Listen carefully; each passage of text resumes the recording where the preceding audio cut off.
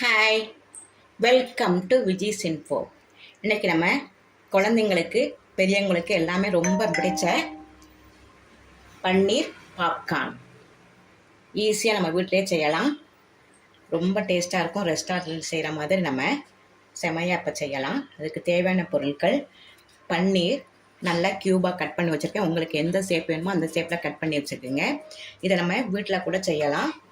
பாலை திரிய வச்சு லெமன் 2 சொட்டு லெமனை ஊற்றி நம்ம திரிய வச்சு வடிகட்டினோம்னா பன்னீர் கிடச்சிரும். ஈஸியாக பன்னீர் நம்ம வீட்டிலே ப்ரிப்பேர் பண்ணிடலாம்.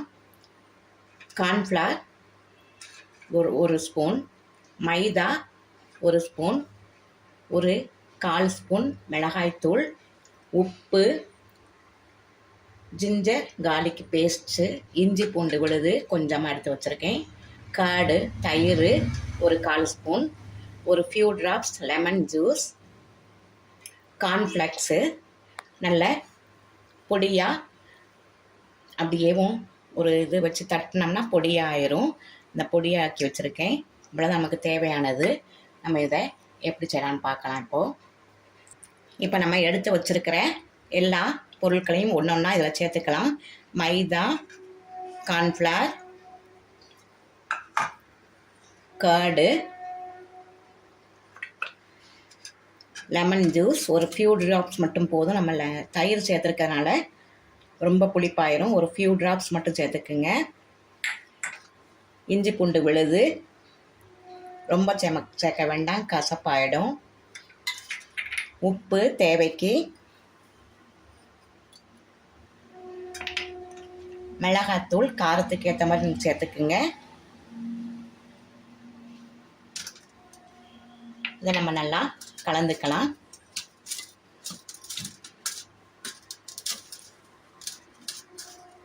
நல்லா கலந்துக்கிட்டு கொஞ்சமாக தண்ணி விட்டுக்கலாம்.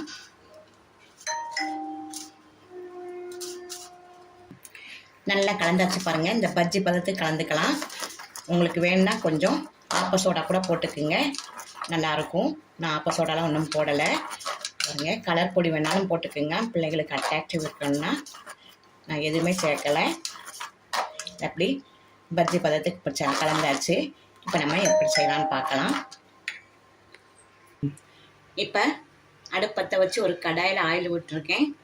இந்த ஆயில் கொஞ்சம் சூடாகட்டும்.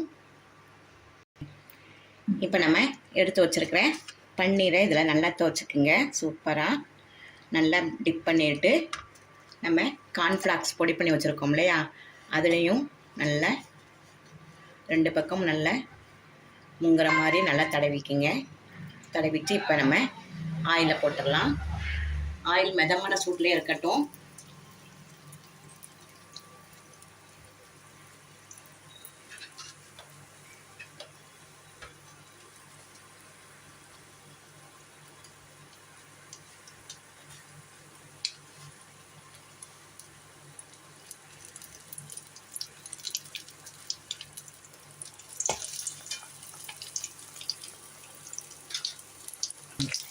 நல்லா அடுப்பை நல்லா சிம்மாக வச்சுக்குங்க. சிம்மாக வச்சுட்டு நல்லா 2 பக்கமும் நல்லா வேகிற மாதிரி எடுத்தீங்கன்னா சூப்பரான பன்னீர் பாப்கார்ன் ரெடி ஆயிரும். நல்ல ஹை ப்ரோட்டீன் உள்ளது, குழந்தைங்களுக்கு ரொம்ப அவசியமானது. வாரத்துக்கு ஒரு தடவையாவது நீங்கள் பன்னீர் சேர்த்துக்குங்க.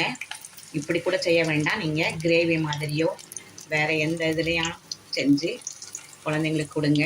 ப்ரோட்டீன் சத்து ரொம்ப அவசியம். இப்போ பாருங்கள், நல்லா 2 பக்கம் திருப்பி போட்டாச்சு. நல்லா வெந்துருச்சு. இப்போ நம்ம எடுத்துடலாம். நல்லா வெந்துருச்சு பாருங்கள். கலரே பியூட்டிஃபுல்லாக இருக்குது, சூப்பரான கலராக இருக்குது, நல்லா அட்ராக்டிவாக இருக்கும் குழந்தைங்க சாப்பிட்றதுக்கு. இதை நம்ம இப்போ எடுத்துடலாம். சூப்பரான பன்னீர் பாப்கார்ன் ரெடி ஆகிடுச்சு பாருங்கள். செம்ம டேஸ்ட்டாக இருக்கும், ரொம்ப ஹெல்த்தியானது கூட. நீங்கள் இது கடையிலலாம் வாங்கினா 200 250 குறையாமல் சேல்ஸ் பண்ணுவாங்க. இதை நம்ம ஒரு சின்ன பேக்கெட் பன்னீர் வாங்கி அழகாக இதை செஞ்சிடலாம். செம்ம டேஸ்ட்டாக இருக்கும். இது கூட நான் டொமேட்டோ சாஸ் வச்சுருக்கேன். நீங்கள் மயோனஸ் கூட வச்சு டிப் பண்ணி சாப்பிட்லாம். இந்த ரெசிபி உங்களுக்கு கட்டாயமாக பிடிச்சிருக்கும். பிடிச்சிருந்தா லைக் பண்ணுங்கள், ஷேர் பண்ணுங்கள், சப்ஸ்கிரைப் பண்ணுங்கள், பெல் ஐக்கானை தட்டி விடுங்க. மற்றும் ஒரு நல்ல ரெசிபியை உங்களை சந்திக்கிறேன். பாய்.